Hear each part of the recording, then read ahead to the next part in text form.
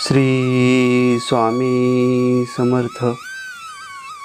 प्रिय भक्तांनो, आज आपण स्वामी चरित्रामधील अजून एक परमपवित्र कथा पाहणार आहोत.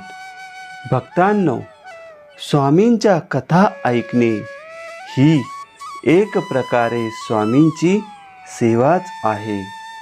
स्वामींची सेवा केल्याने जीवनामध्ये सुख, समाधान, शांती प्राप्त होते. याचा लाखो लोकांना अनुभव आलेला आहे. अशा या परमपवित्र कथेला सुरुवात करण्यापूर्वी सर्वांनी कमेंटमध्ये श्री स्वामी समर्थ असे लिहून स्वामींचे आशीर्वाद मिळवा आणि चॅनलला सबस्क्राईब करा. श्री स्वामी समर्थ. भक्तांनो, आज आपण पाहणार आहोत ज्यात धर्म नसे काही, सकल जनास समसमान पाही. हिंदू, मुसलमान, पारशी, युरोपियन सर्व जातींचे लोक महाराजांच्या दर्शनास येत असत. सर्वांचे मनोगत ओळखून महाराज त्यांच्या मनोकामना पूर्ण करीत. मुसलमान लोकांवर महाराजांची फार प्रीती होती. महाराजांना कुत्रा फार आवडत असे, पण मांजर पाहिले की महाराज रागवत व निमक हराम म्हणून त्याला हाकलून देत. गायींवर महाराजांची फार प्रीती होती. झाडांची फांदी अथवा पाला कोणी तोडू लागल्यास महाराजांना फार राग येई. एकदा समर्थांची स्वारी गणपतराव जोशी यांच्या घरी सोप्यावर बसली होती. त्यावेळी त्यांच्या गड्याने मालकाला विचारून अंगणातील कडुनिंबाच्या वृक्षाच्या फांद्या तोडण्यास सुरुवात केली. हे पाहताच महाराज अतिशय रागवले व त्याला शिव्या देऊ लागले व म्हणाले, आमचे पालखीची दांडी कोण तोडतो, त्याचे हातपाय तोडून टाकावेत.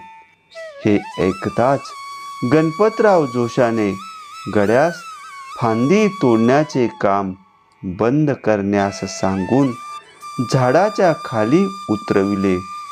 तथापि महाराज रागातच होते. जोशीबुवा तोंड चुकून दुसरीकडे जाऊन बसले. त्यानंतर महाराज सोप्यातून उठून परसात जाऊन उकिरड्यावर बसले. इकडे सर्वजण महाराजांना शोधू लागले. तेव्हा समर्थ उकिरड्यावर बसलेले दिसले. जोशीबुवा तिकडे गेले तेव्हा त्यांना असे दिसले की महाराजांच्या कानात गांधील माशी जाऊन बसली व ती त्यांचे कान उकरीत असून त्यांच्या कानातून रक्त वाहत आहे.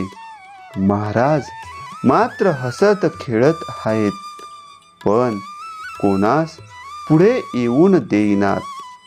गणपतराव जोशी यांनी धैर्य करून महाराजांजवळ जाऊन प्रार्थना केली की महाराज, आपण मला यावेळी मारले तरी मी घाबरणार नाही, पण आपल्या कानातील ही गांधील माशी काढल्याशिवाय राहणार नाही.